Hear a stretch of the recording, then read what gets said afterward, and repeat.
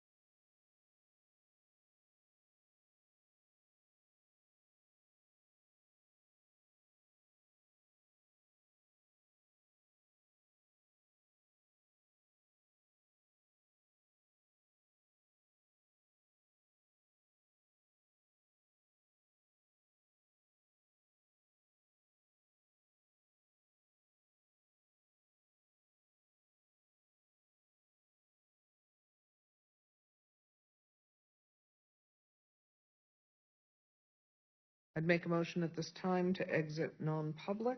Do I have a second? Okay, I have a second. And roll call vote, please, for exit. Hardikoff, aye. Motion carries. I'd like to make a motion to seal meeting minutes for the non-public session that took place on December 1st for a period of 6 months. Do I have a second? Second. Roll call vote, please. Samaco, aye. Capiello, aye. Hardikoff, aye. Motion carries.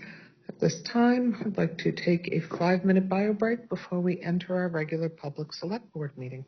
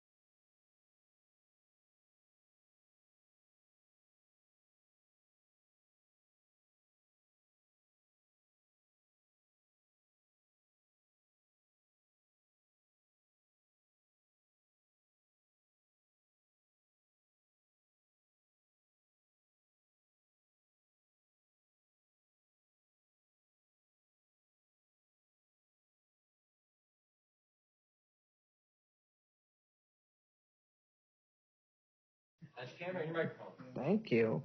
Welcome, everyone, to the December 1st Select Board meeting. Do we redo call to order again? Do we roll call again? You can. Okay. Roll call, please. Mantrek here. Samaco present. Capiello present. And Hardikoff present, thank you. At this time, for those of you that choose to, please stand and join me in the Pledge of Allegiance. I pledge allegiance to the flag of the United States of America and to the republic for which it stands, one nation, under God, indivisible, with liberty and justice for all. There are no comments there. No comments. I pledge allegiance. First up is agenda review and approval. Would anyone like to make a motion? Any questions about the agenda?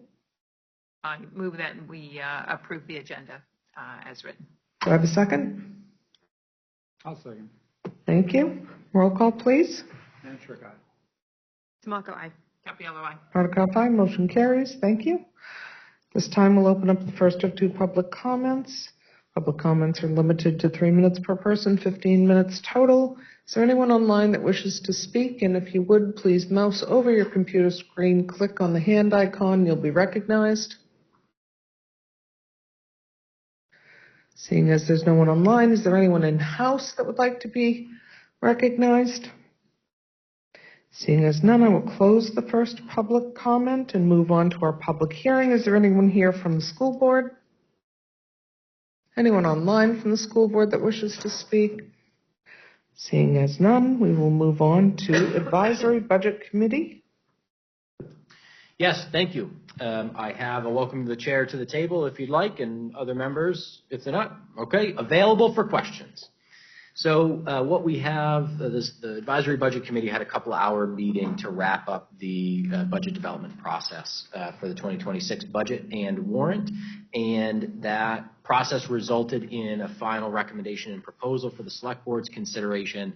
We won't make any votes or decisions on that until later in the meeting, but the report out from the Advisory Budget Committee includes a copy of their minutes from their finalization meeting where they discussed the anticipated tax rate impact of the warrant and budget as presented, which is a total of 28 cents,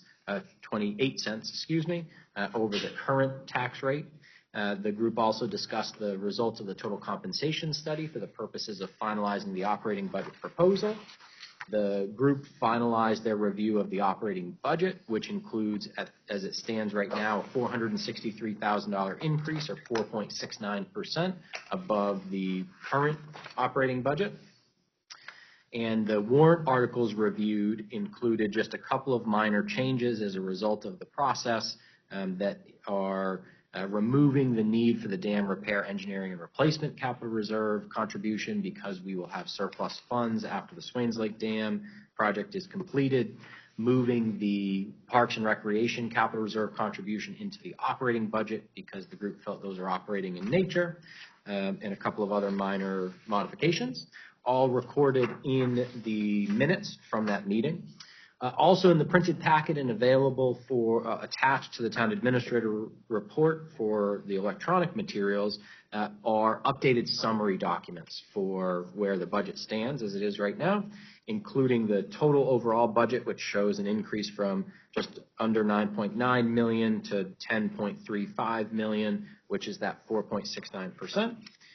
The next document shows the changes through the process. So about $100,000 came out of the budget from the beginning of the process, which represents about 100%, or 1%, of the budget from the beginning. The next document shows the details where all of that money came from. You see some money came out when we got our health insurance rates and census changes that have happened through the budget development process. We took out the $10,000 for the library building maintenance costs, which will be paid for from that rebate, that solar rebate, and other changes. But each of those changes is itemized in that report. Next document is your default budget summary by function. The default budget is $10,186,000, which is about $167,000 different than the operating budget proposal, which is about 1.62% lower than what was initially proposed. Next document shows a summary of those financial warrant articles for 2026 warrant. You'll see that the initial proposal was $1,110,000, and the proposal as it stands right now is $950,000, $950,440 to be exact. So some of that, as we discussed, some of those monies were shifted to the operating budget and some were reduced because they could be.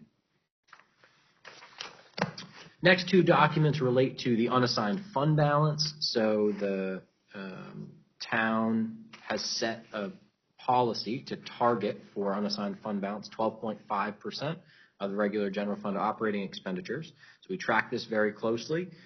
2 years ago, we started shifting how unassigned fund balance was used and contributed to capital improvements such as capital reserve contributions. A lot of that change has been based on the fact that we have less unassigned fund balance than we used to because we're budgeting tighter and we're doing a lot better job estimating our revenues so we don't end up with surpluses at the end of the year. And so those contributions have been made in recent years at tax rate setting. We just take whatever that amount is above 12.5%. We use that to reduce the tax rate and we move on. So this year we used $137,000, and as it stands right now, based on our approximations, we'll have about $161,000 available this time next year to use towards the tax rate.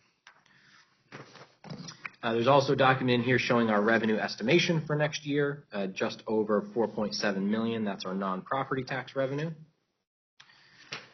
And then the final two documents are the estimated tax rate increase. And I want to spend just 1 minute on these here with you so we all understand. So this first document shows what the tax rate was in 2025, which is $3.39 a thousand, and all of the components which contribute to the calculation of our tax rate, which includes the operating budget, the warrant articles, our war service credits, which are over $600,000 worth of the town's tax rate, overlay the total non-property tax revenue, any fund balance to reduce taxes, the tax effort, how much needs to be raised by taxes, which is then divided by the total assessed value and multiplied by 1,000. So we get 339.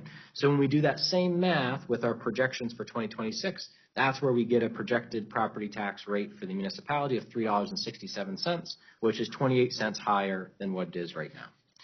So with that 28 cents, we need to take and attribute a proportional share of that increase to all of the appropriations, the operating budget and the separate financial warrant articles. And so the operating budget being $10.3 million, that proportional share covers 100% of the increase of the in the operating budget. And so if the operating budget only existed on its own and there was no separate financial warrant articles, that portion of the tax rate would be $3.26, which is obviously less than our $3.39 tax rate right now. And so the operating budget warrant article will be presented with no property tax rate increase because the 28-cent increase shared proportionally doesn't add to the operating budget article. For the other articles, there's two numbers here. The first number, the portion of the estimated 2026 tax rate, shows how much of the tax rate that if it's 367 is for that article, which in the case of the highway heavy equipment capital reserve is 13 cents. But because we're only looking at the increase for the purposes of a tax rate increase, when we take the proportional share of everything that was approved last year, the effectual rate increase to the tax rate for that article is about 9 cents or 8.9 cents. And so anyways, when you add up those rows, you get the 28-cent increase. If everything, including the operating budget, is approved on the 2026 warrant, that would add $119 to the tax bill of a $425,000 property. And the total tax bill for the average homeowner in Barrington would be just over $1,500 for municipal taxes. I will pause there and see if the group has any questions for me or the Advisory Budget Committee members, of which we have 3 in the audience and 1 participating virtually. I had some questions on the warrant articles. Yes. So at the park maintenance capital reserve, so that's funded 0. So has that been put in the budget? Correct. Yep. So there's an $18,000 increase into the operating budget.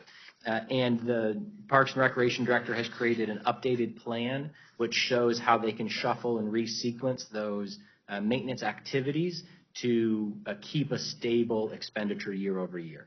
The reason we did a capital reserve is because some years were 15,000, some years were 22,000, and so we've adjusted the schedule to get it to be so a consistent expenditure can be made every year, and it makes sense to put that in the operating budget.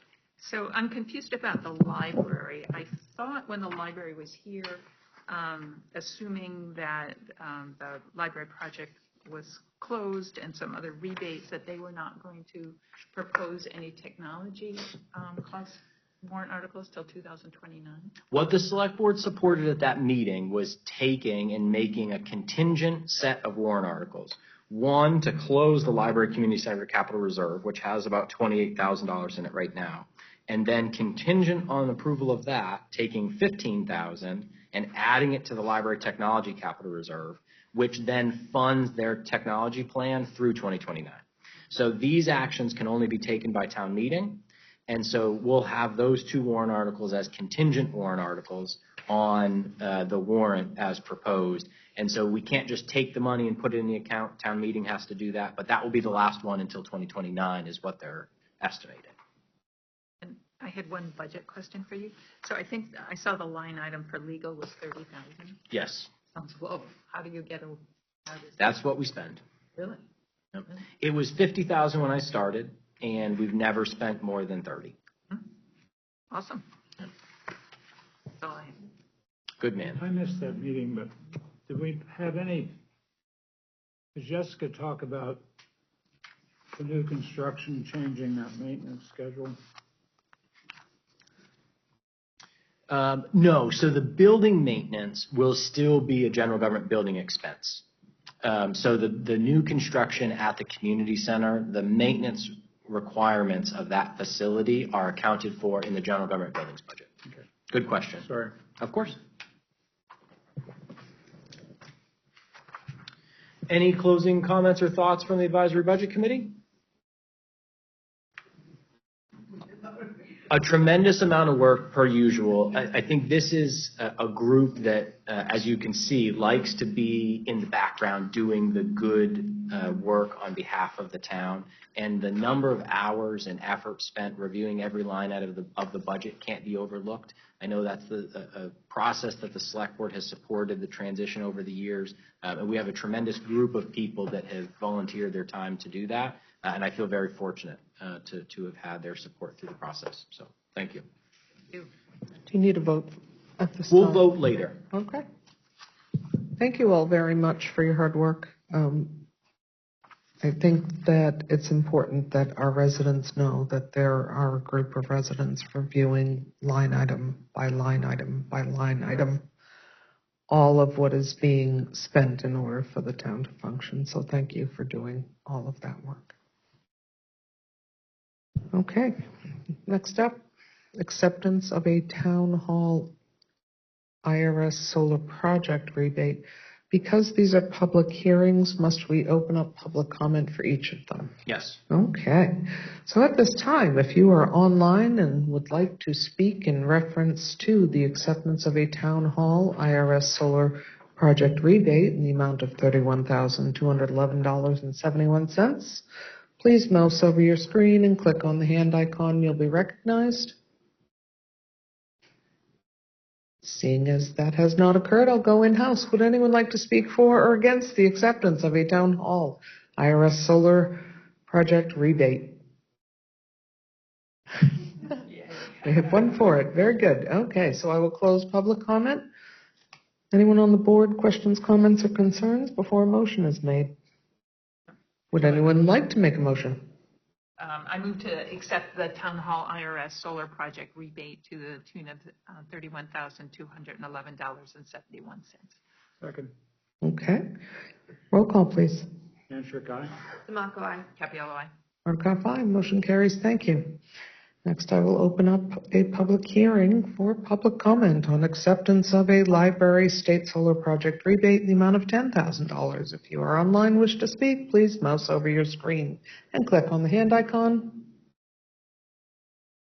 Seeing as no one has done that, I will go in-house. Would anyone like to speak in reference to the acceptance of the library state solar project rebate? Okay, I'll close public comment then. Any questions, comments, or concerns from the board? And if not, could I have a motion? Oh, go ahead, Dana. Now, the library initially had thought maybe they could get that and use that money, but pointed out to them that if we accept that, it has to go into the general fund, which...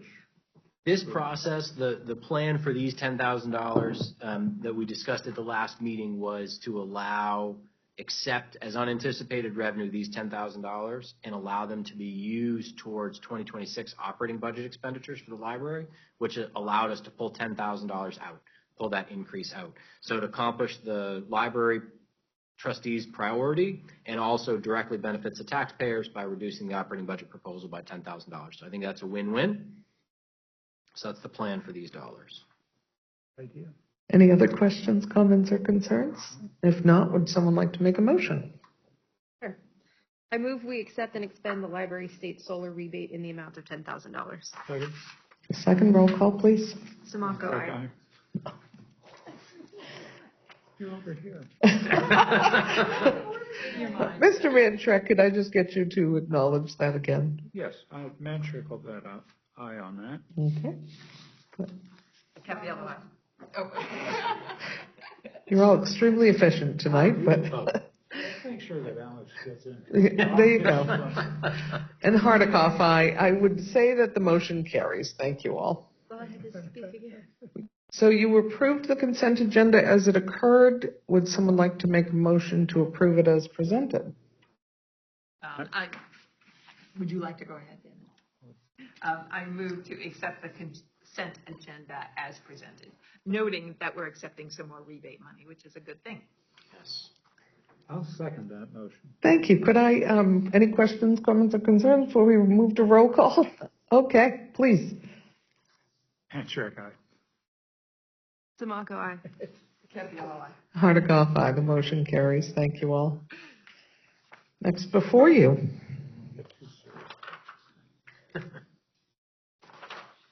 There's a lot to cover. Appointments. Appointments. We have two final votes on Energy Committee appointments. One is a full member, one is an alternate. Would anyone like to have comments, questions, concerns, or discussion, or move to make a motion in reference to Roger Gingrich and the Energy Committee? I move that we accept the, how did we phrase this? Robert Gingrich, yes. And Roger Gingrich, the Energy Committee, as a full-time member through 31 March 2028. And second? I'll second it. And Capiello seconds. Roll call, please. Mantrek, aye. Samaco, aye. Capiello, aye. Hardikoff, aye. Motion carries. Roger, thank you for your service. Next up for you was the application for an alternate on the Energy Committee. Any questions, comments, concerns in reference to Paul, am I pronouncing this correctly, Newsy? I don't know. Okay.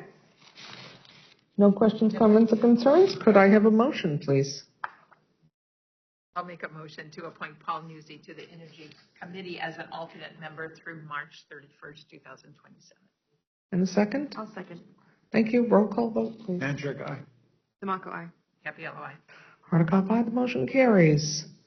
Up next is your town administrator, Mr. MacGyver. Yes, I'll just point out, you also have a copy of the elected and appointed terms expiring in 2026.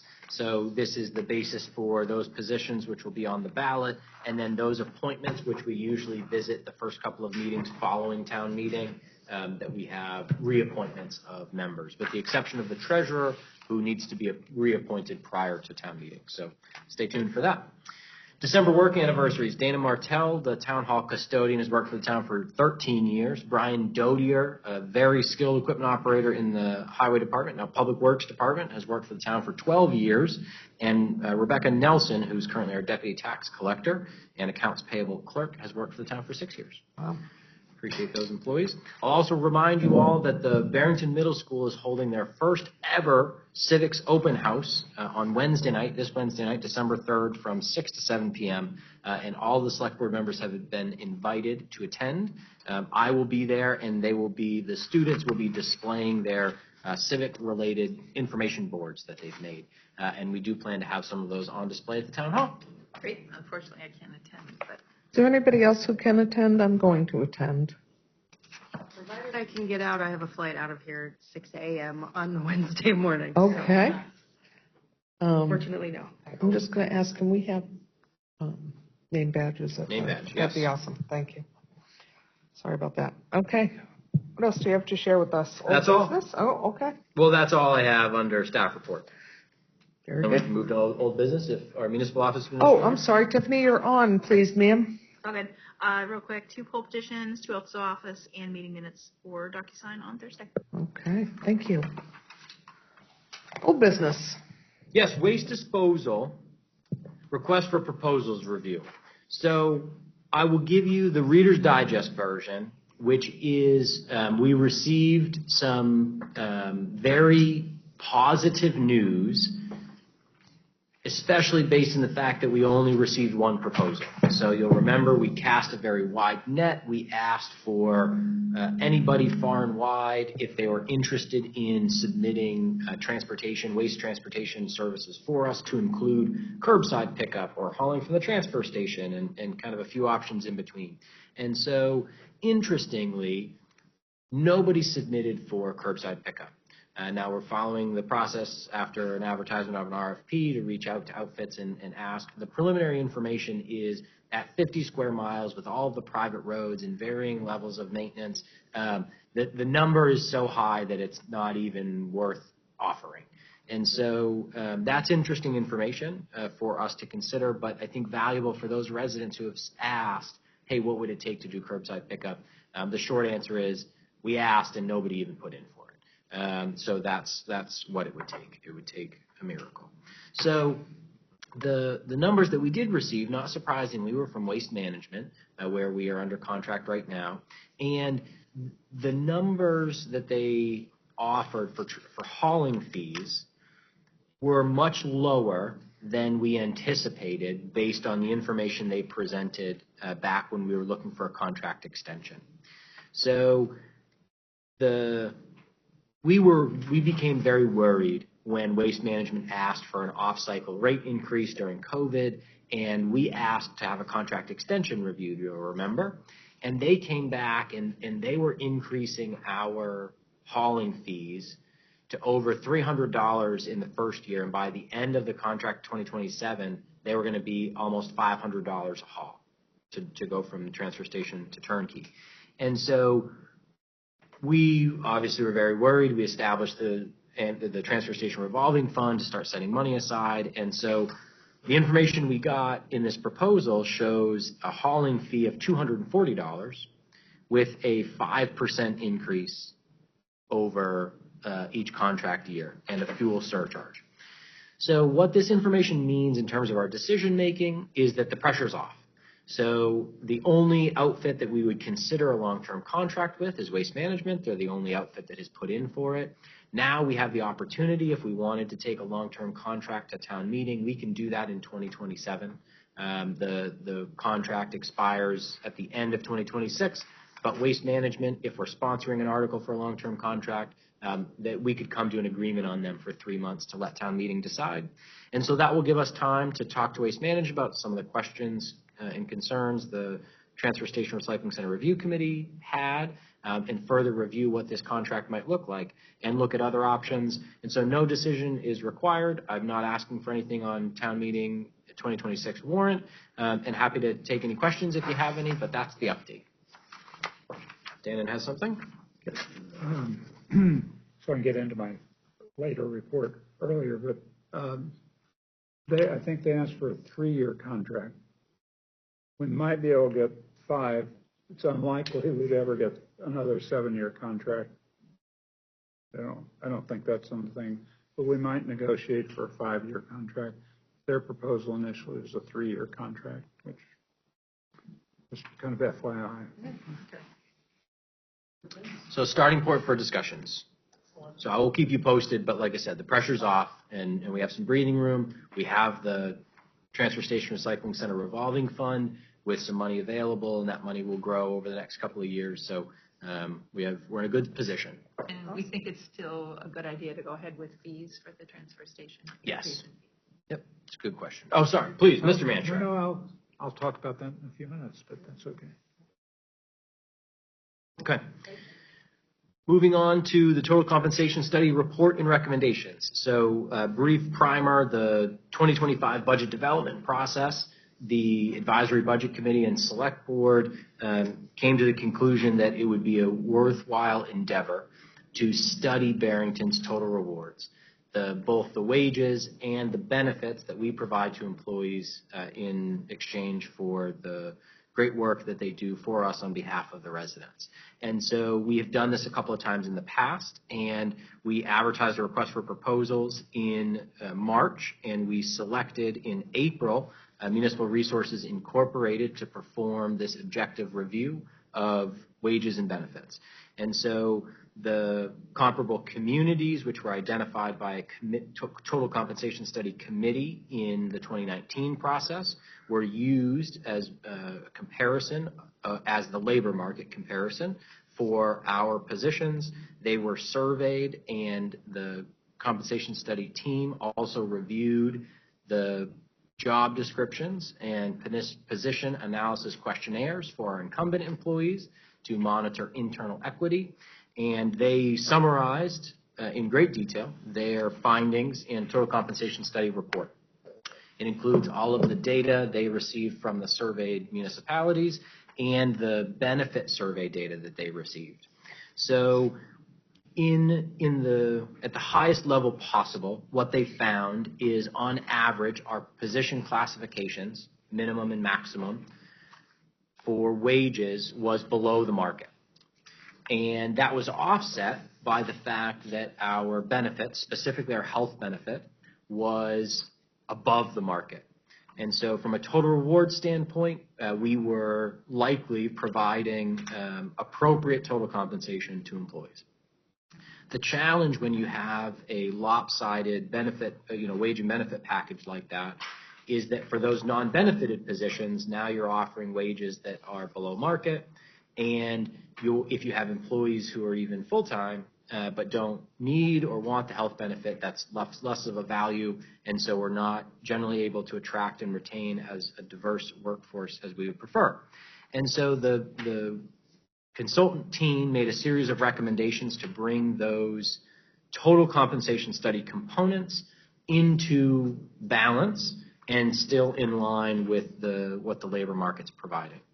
And so the position classifications are listed in Appendix B. They targeted the 60th percentile for wage market data. The reason that's important is because they study FY25 data, which is implemented in FY26. So this makes sure that we maintain competitive wages in the gap between data collection and implementation. The proposed classification grades for each position correspond to the new pay plan or the wage matrix, which is in Appendix C. So this is a complete erase and replace of the pay plan. That wage matrix there's still grades and 13 steps across the top, but the numbers are all completely different. And there's no direct correlation between the old plan and the new plan. There's still 9% between grades and 2.5% between steps. The existing wage ranges for positions was about 11.5% below what the 60th percentile of the market was. So the report also recommended criteria for placing incumbent employees on the new pay plan. And so that's a range based on a variety of factors from the total compensation study report and internal equity. And so the average employee increase is 6.94% and the median is 5.79%. Then relative to health benefits, so the team took a deep dive on our health benefits that we offered to explore the 10% more that we are paying and what changes could be made to bring that health benefit in line with the market. And so right now we offer 2 health plans. We pay 85% of the higher plan and 100% of the lower plan in terms of premiums, and those are our contributions.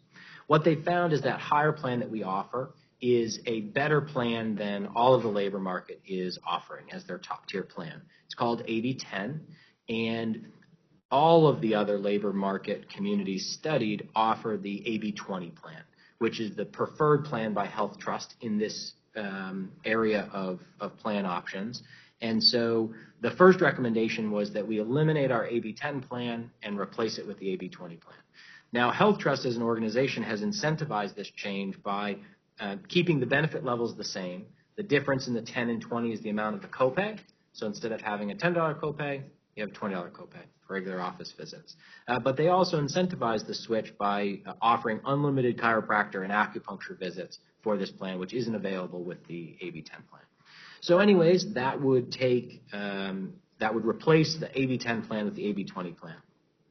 Second recommendation was to take that mid-tier plan that we have, that we pay 100% of the premiums on, and set that as the new benchmark. So that's the amount that the town pays towards health benefit for the town of Barrington. And so any cost higher than that this AB 20 plan would be, the employee would be responsible for. Now, starting July 1st, 2026, that difference is still 15%. So employees that would opt to take their AB 10 plan, go to AB 20, they would still be paying about 15% of that premium. Importantly, because of this shift and the fact that the premiums are lower there, the employee contribution for all of 2026 and the first half of 2027 would be dollar for dollar identical. So they wouldn't experience the 7% increase in premiums, which the premium costs are going up because of this plan shift. There would be higher costs for copays. But that's an important shift to put Barrington in line with the labor market. Now, the third item is adding a third plan option, which is a higher deductible plan, a $3,000, $9,000 deductible, where the town would pay 100% of the premium and the first 50% of the deductible. So for that amount of contribution, that's still less than the benchmark plan, paying the 100% of that premium, and that allows somebody who maybe they're single, they don't have planned health utilization, and this is a way that they can have some health utilization and not have out-of-pocket costs. Importantly, if employees elect that plan option and they don't use any of their deductible, they don't have health utilization in a year, those are costs that the town of Barrington doesn't have to spend. And so it gives a variety of options for employees to choose what's best for them. Now, truth be told, we don't generally see a lot of employees change health plan options unless they are forced to. In this case, anybody on AB 10 would be forced to reconsider their options. I suspect most would choose AB 20 because it's the most comparable plan. But the biggest thing that we've seen in adding health options is new hires are considering all of their options. When we added the ABSOS plan, that mid-tier plan, 90% of the employees we've hired since offering that plan have elected that plan option, opposed to the other one, which was the most incumbent employees were on that plan before. So having options, I think, is good. It helps us attract and retain a diverse workforce. The last item is a way to future-proof. The last recommendation is a way to future-proof the balance that we're trying to achieve with wages and benefits. So we have a health premium dynamic that has experienced a tremendous amount of cost increase over recent years. And that is one of the things that has contributed to Barrington's total compensation being lopsided. And so the recommendation was to take and say, if in any year where the premium cost increase for health insurance outpaces the wage increase that employees the select board is budgeting for employees, then whatever portion of the wage increase is attributed to a cost of living adjustment, whether it be 1%, 2%, 3%, generally in that range, there would be a downshift of premium cost share shifted to employees of that corresponding percent. So say, for example, there's a year where health premiums go up 10%, and the wage increases are 5.5%. In that year, the cost of living adjustment is 3%, and so 3% of the premium costs would be paid by the employee. And For an employee that earns $20 an hour, which we don't have any full-time benefit eligible employees that earn less than $20 an hour, that a 3% shift in premium cost share would be about 13 cents an hour. And so it would essentially take a portion of their cost of living adjustment for that year, and they'd have to dedicate a portion of that to health premium coverage. But they would never go backwards.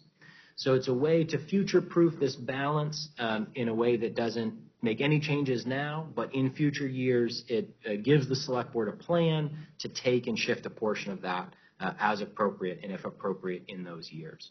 So those are the proposals to the health insurance changes. Dental insurance, the labor market pays 75% of premiums.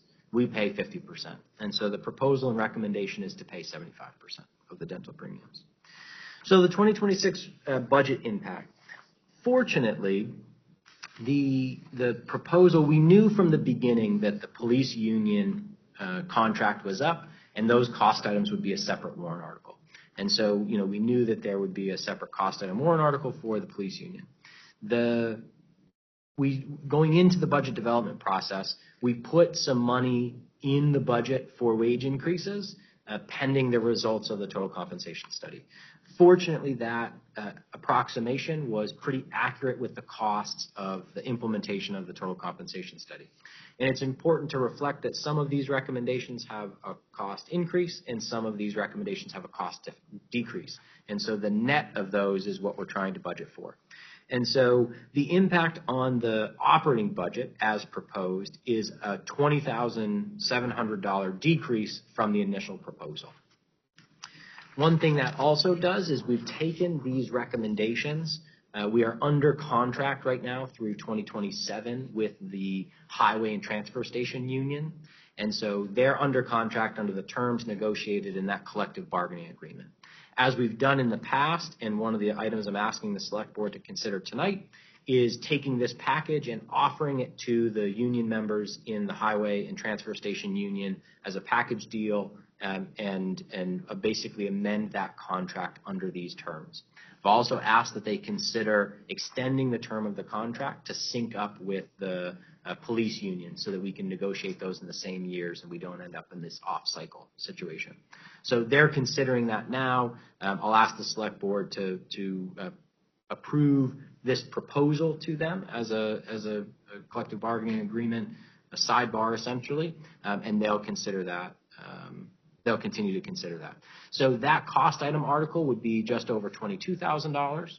And then, as I mentioned, the police union collective bargaining agreement cost items, that's $70,562. And details of both of those breakdowns are in the future articles or future items on the agenda tonight.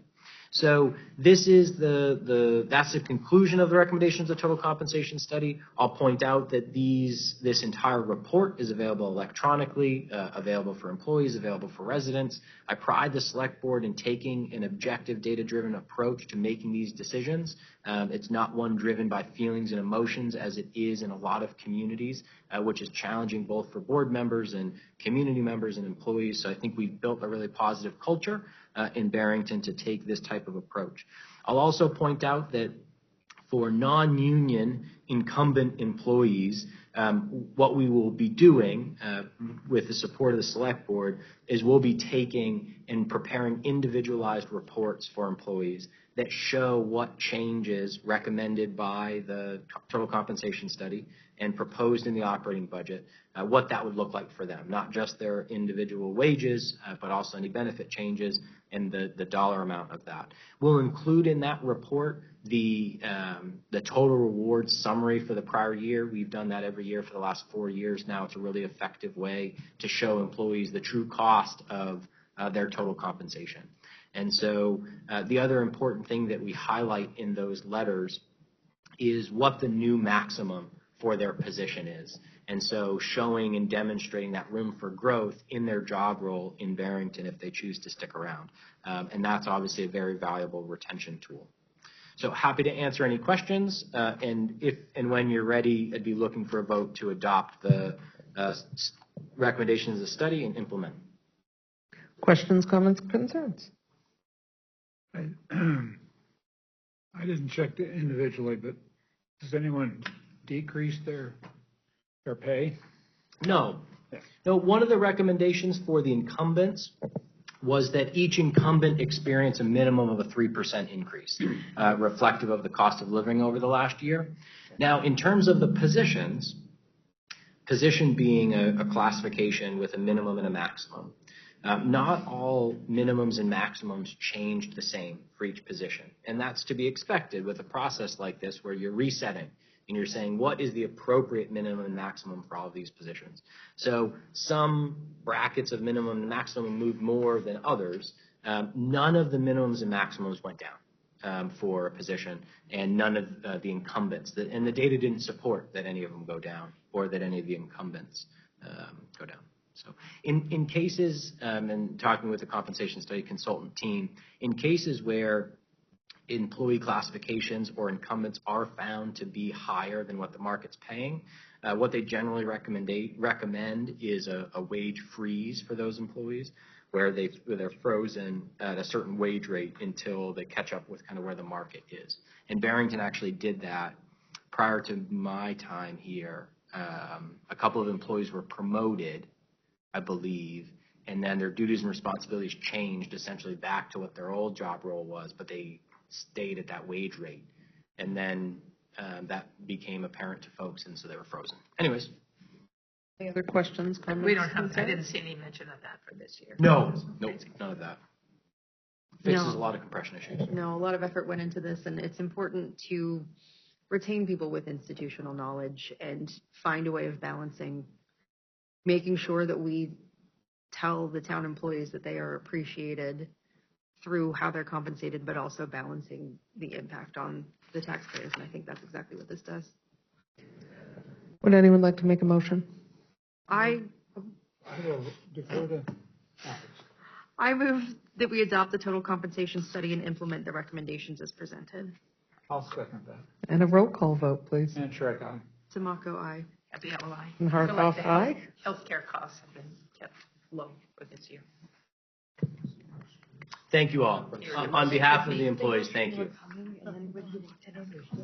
Should we move to discuss the Barrington Police Collective Bargaining Agreement, Connor?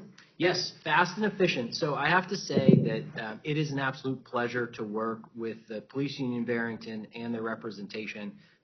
With great pride, I will let you know that in what was essentially a session and a half, the first session was really probably a half a session, we were able to negotiate a full 3-year contract and come to a tentative agreement. The town's proposal was basically identical to the recommendations from the total compensation study. The union had some recommendations relative to some changing operations to include patrol officers working in a detective capacity and a couple of other items. Chair Hardikoff joined me in negotiations, and the chief and deputy chief were there for transferring institutional knowledge and keeping everybody on the same page. So that was tremendous. Included in your printed packet, a clean version of the proposed collective bargaining agreement. Now, this agreement, if approved by the select board tonight, will be the tentative agreement that's in place, and the cost items will be subject to that warrant article like we talked about. And so what you see in the town administrator report and what will be included in the warrant article is the cost for implementation in the first year, and then the estimated cost for 2027 and 2028. And so that's how you present collective bargaining agreement cost item warrant articles. And with any questions, I'd be happy to answer. And if not, I'd be looking for motion. Any questions, comments, or concerns? Would anyone like to make a motion? I'll make a motion to approve the police union collective bargaining tentative agreement as presented and include the cost items in the 2026 town meeting warrant. Second that motion. Very good. Roll call, please. Manshrik, aye. Tamako, aye. Happy LOI. Article 5, motion carries. Thank you. Okay, on to Barrington Highway and Transfer Collective Bargaining Agreement. Has the union been presented with this? Yes. Okay. Yeah, so what we did after we got the final report and as we concluded negotiations with the police union, we bundled everything up, the package of changes which we've discussed tonight, and we sent that information through to the union. Truth be told, they had some change in their the individual at their union organization representing them, and so I think there was a little bit of delay in getting the information in front of them, but it has been in front of them. Had an opportunity to meet with the local chair of the union, our employee who's the chair of the union, Barrington, talk about some of the specifics, and so they are reviewing that, and will continue to consider that ahead of a vote to agree or not agree with those proposals. Questions, comments, concerns? Would anyone like to make a motion? Sure. I move that we approve the highway. Did you have a question? Oh, I move that we approve the Highway and Transfer Station Union Collective Bargaining Tentative Agreement as presented and include the cost items in the 2026 town meeting warrant pending approval by the AFSCME Council 93 Union. Could I just add, are we premature on moving that at this point? No, I mean, we need to, I need authorization from the select board to make the proposal. And that's what this is. Okay. Yep. And so I've sent them the information, but there's the select board. I can't take any action on behalf of the select board. And so if this is the proposal, and this is the similar process we've taken in the past when the police union has been under contract and we've had a total compensation study, we put together a package, the select board approved it, we sent that to the union and said, hey, would you like to have this sidebar agreement and implement this now? Well, and ultimately it's the legislative body decides anyway. Correct. Yeah, the cost items. Yeah. So we have a motion. I need a second. I'll second that motion. Okay. Could I have a roll call, please? Handshake aye. Demaco, aye. Capello, aye. And Hardikoff, aye. Motion carries. Shall we move to new business, sir? I'm ready. Okay.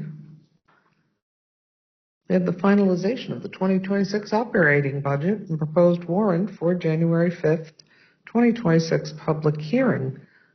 Questions, comments, concerns? So the document you have attached to the town administrator report is the draft warrant.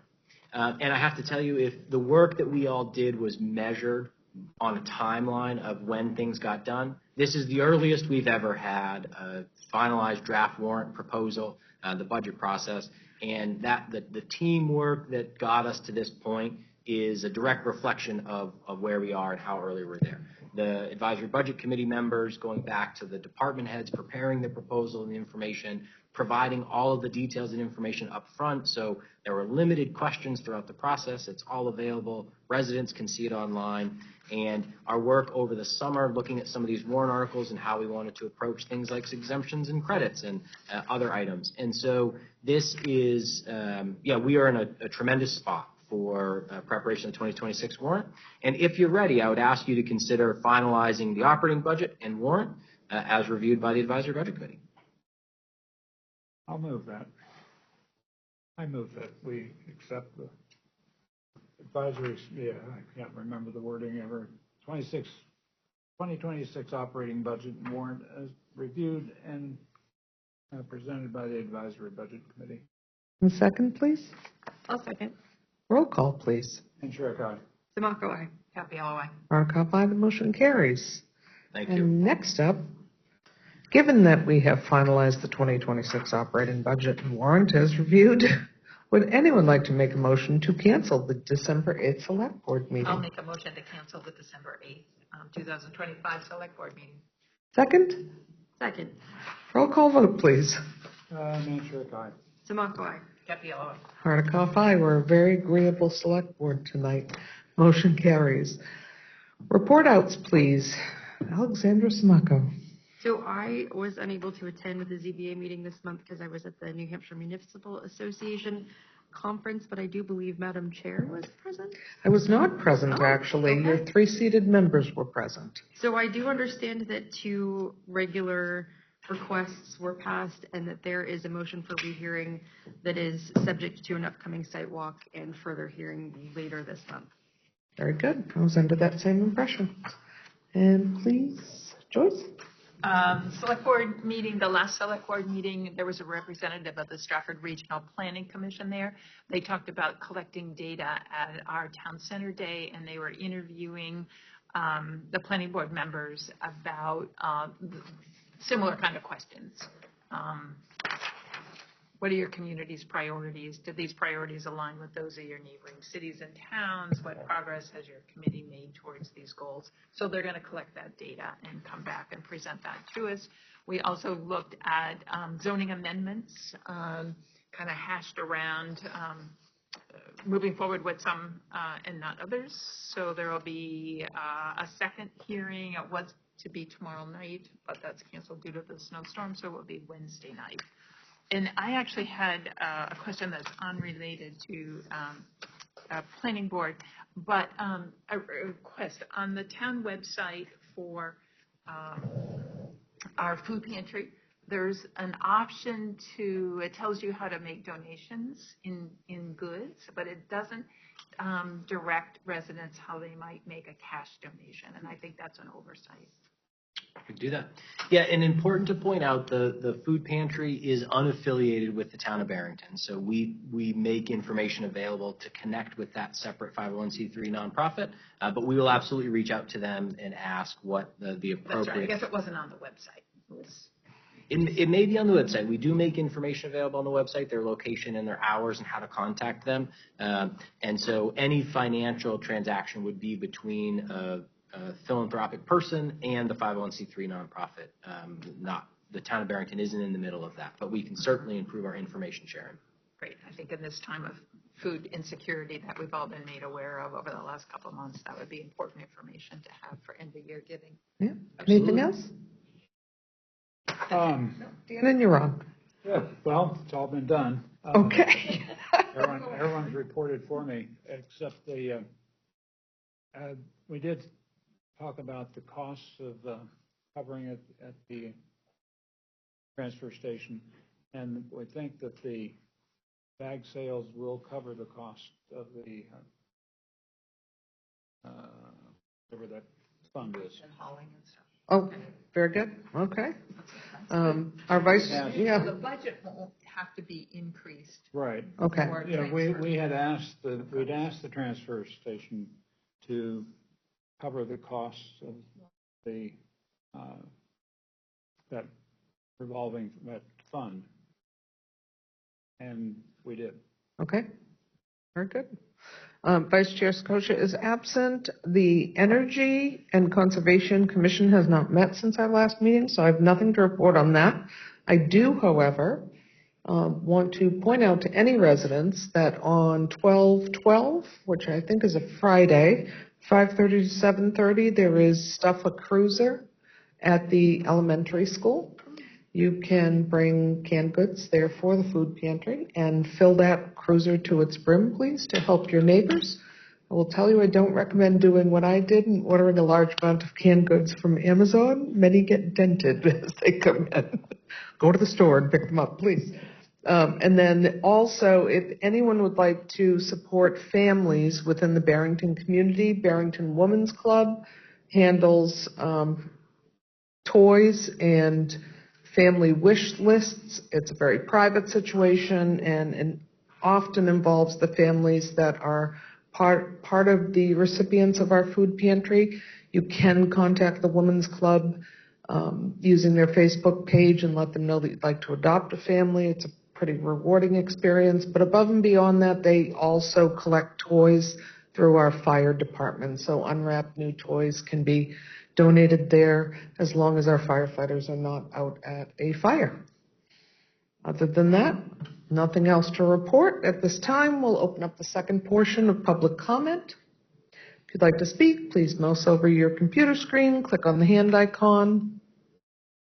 Seeing as no one is likely to be doing that and there is no bodies left in house, I will close the second public comment. We have no other need for a non-public, and so I would take a motion to adjourn and see you all January 6th. I move we adjourn as of 7:26 p.m. And a second. Okay, roll call, please. And Trick Eye. Samako, aye. Have the yellow one. Hardikoff, aye. Enjoy your holidays, whatever they may be.